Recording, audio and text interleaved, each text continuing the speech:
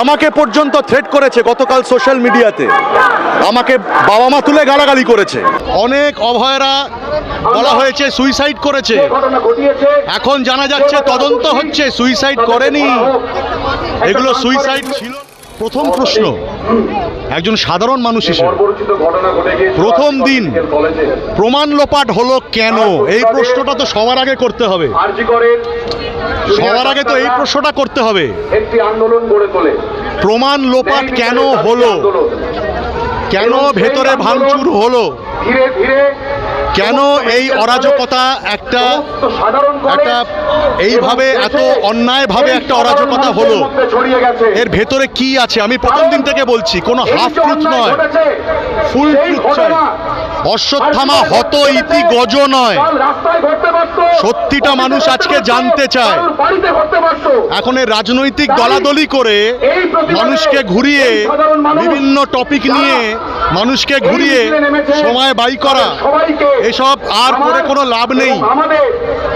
অনেক প্রশ্ন, সে প্রশ্নের উত্তরগুলো আগে আমরা পাবো, তারপরে এই সংগ্রাম একটা জায়গাতে গিয়ে পৌঁছবে। এই প্রশ্নের উত্তরগুলো আমাদের দিন। আজকে একজন অভয়া নয়, এরকম অনেক অভয়া, অনেক খবর আমাদের কাছে আসছে যেগুলো জনসমক্ষে অনেকদিন আসেনি।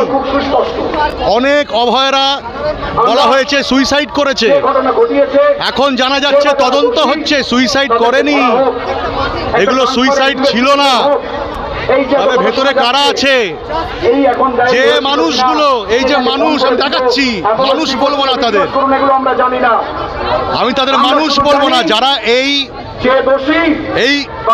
heinous is a very small word to describe this crime, যারা এই পিশাচ আচরণটা করেছেন তারা মানুষ তো হতেই পারেন না, তারা এই লোকে থেকে অন্য কোনো লোক থেকে এসছেন। তারা, আমি তাদেরকে বলছি, তাদেরকে সকালে ঘুম থেকে উঠে খেতে পারো, রাত্রে ঘুমোতে পারছো, সকালে দাঁতটা মাজতে পারো, কি করে পারো?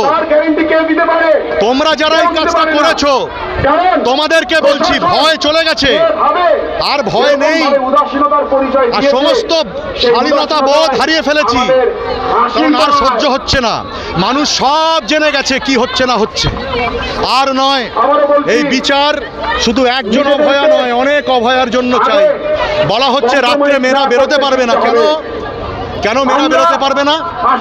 রাত্রে মেয়েরা বেরোতে পারবে না, তাহলে এই সিকিউরিটি দেওয়া হচ্ছে, তাহলে মানুষের আজকে প্রশ্ন হচ্ছে মনুষ্যত্ব, বিশ্বাস, মর্যাদা, সবকিছুর প্রশ্ন উঠছে। এটা গণতন্ত্র, এটা ভুলে গেলে হবে না। এটা গণতন্ত্র, গণতন্ত্রের মতন চলবে। এবং আজকে যদি আমি কথাটা না বলি, প্রশ্ন না তুলি, তাহলে আমি আমার বিবেকের কাছে আমি কখনো শান্তি পাবো না।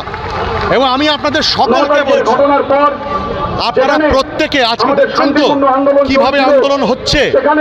আমি চাই এই আন্দোলন আপনারা প্রত্যেক দিন করুন, যতক্ষণ না আমার মনের মধ্যে আমাদের সেই শান্তিটা আসবে, আমরা প্রত্যেকটা প্রশ্নের উত্তর খুঁজবো।